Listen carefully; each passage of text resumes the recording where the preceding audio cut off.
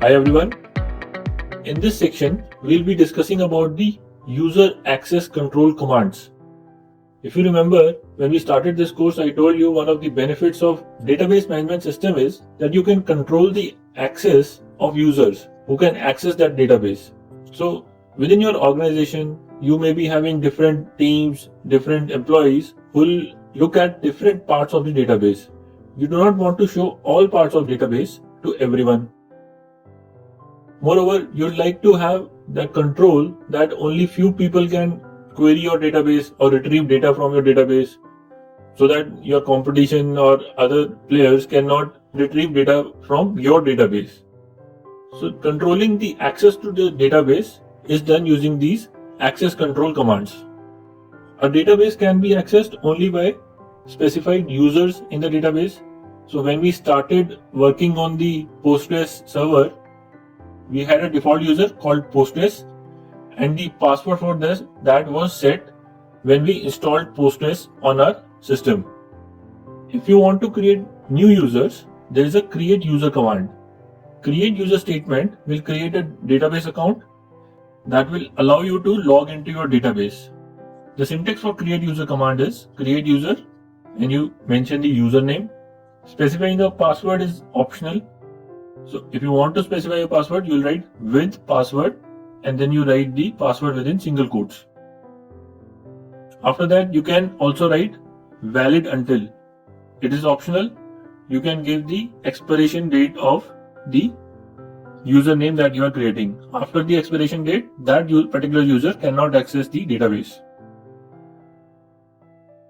As an example, if you want to create a new user, let us say we are creating a user called StartTech with the password Academy.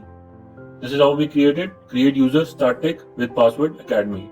If you want to assign a expiration date, we'll write valid until, then we write the expiration date. If you want this user to have infinite validity, you'll just write valid until infinity. Let us go and write these queries.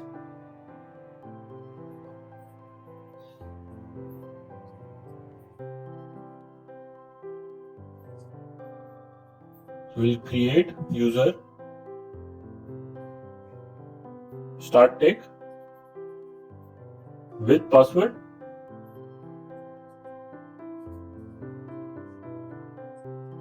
Academy within single quotes.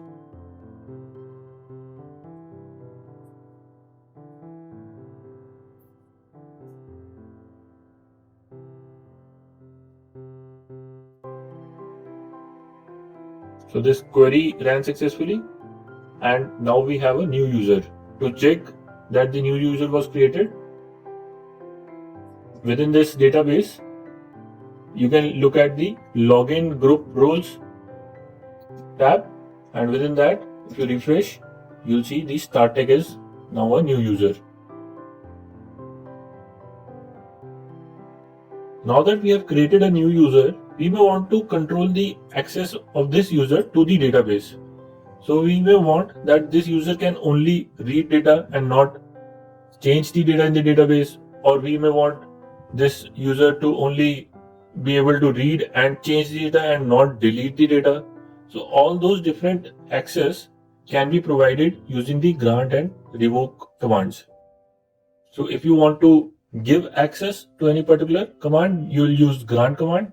If you want to revoke the access, you will use the revoke command. The syntax for this is grant. You specify all the privileges. On, you specify the object. So this object will be the table name or a view to the username. So this will be the new user that we have created. Similarly, if you want to revoke the privileges, you just write revoke, mention all the privileges on the table name or any other object from the user. This is a list of all the privileges that you can give. Most of these commands we have learned. Some we will be covering later. So you can give privilege to a user to retrieve data from the database using the select command, insert new data into the database using insert command, to update the records in the table using update command, or to delete the records from the table, and so on. So all these privileges can be given using the grant statement. So let us grant the new user rights to retrieve data, insert data, update data, and delete data from the products table. If you want to give all the rights, you can just write all, grant all on the products table to the user. If you want to revoke all rights, you just write revoke all on products from the user. So let's go and check these out. So let us grant the access of select, update, and insert to this user. Select, insert, update, insert, and delete.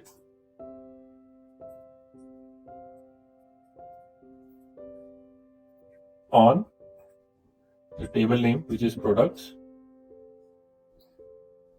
to the username, which is StarTech.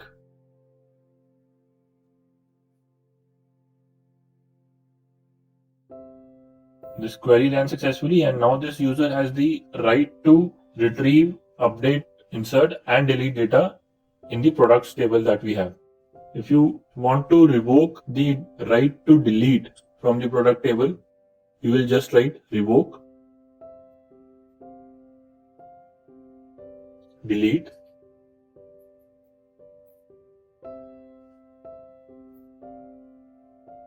on product from StarTech.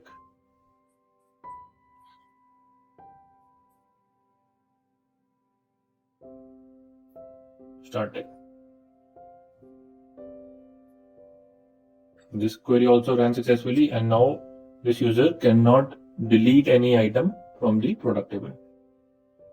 If you want to check that whether actually StarTech has the right to select, update, and insert in this product table, you can go to this database, SupermartDB, select this table, right click on it, and go to Properties. If you go to the Security tab, you can see the two users that have the access to this table. And if you open the privileges part, you can see it has insert, select, and update available with it. It does not have the right to delete. Next, we will learn how to delete a user. To delete a user, we will use drop user statement. The syntax for this is drop user, and then you mention the username.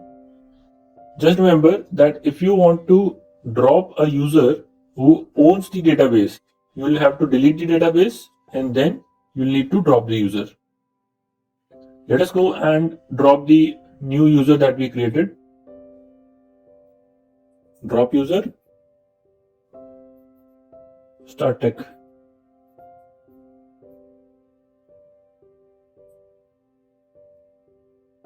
So when I did drop user StarTech, it gave me an error saying role StarTech cannot be dropped because some objects depend on it. What are these objects? There is a table called product to which we have given the access to this user.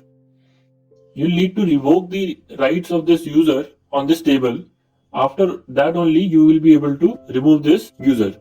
So to revoke the rights, we'll just write revoke all on product from StarTech.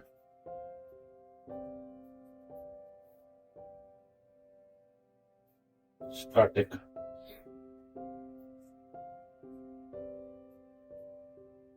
So this is successful. Now I will run drop user, which ran successfully, and now this user is dropped. If you, on the left hand side, if you look into this tree, refresh, that user is not available anymore. Next, we will look at how to rename a user. So renaming is similar to renaming a table. To rename a user, you will write alter user, username, rename to the new username. We will not be doing this. You can try it on your own. Here's an example. Alter user, StarTech, rename to ST. We have already dropped this user.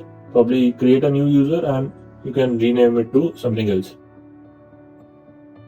Whenever we create a user, it is stored in a table called PG user.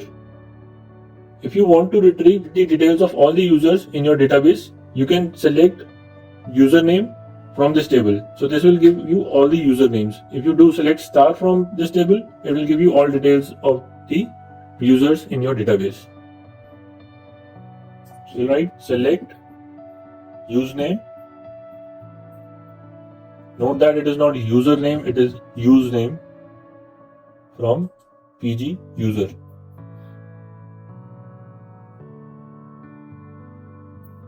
You can see it has only one user, which is Postgres as of now. If you create another user, it will show here. If you do select star, you can see other columns of this table also.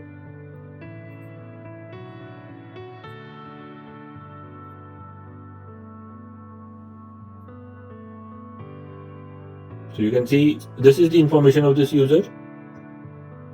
So that query gave us all the users in the database. If you want to find out the connected users or the users that are actually logged in to your database, you can write this query. Select distinct username from PG stat activity. So this stat activity table is actually having all the users who are logged in. So you select the usernames from PG stat activity. Let us write this. Select distinct username from PG stat activity.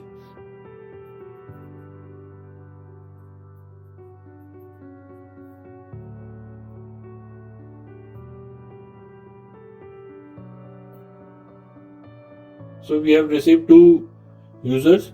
One is the Postgres one, through which we are actually working, and the other is some system user for some inbuilt queries to be run.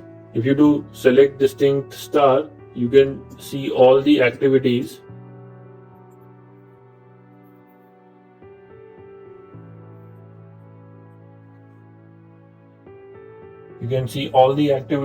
done by different users. You can also see the login date time. You can see other activities, the queries run by every user. So this is actually an activity table which will tell you what all activities have been done by different users. That is all we'll be covering in the user access control commands. With this, you will be able to create new user, grant or revoke access to these new users, delete the users that you have created. Controlling access to the database is one of the most important parts of handling the database.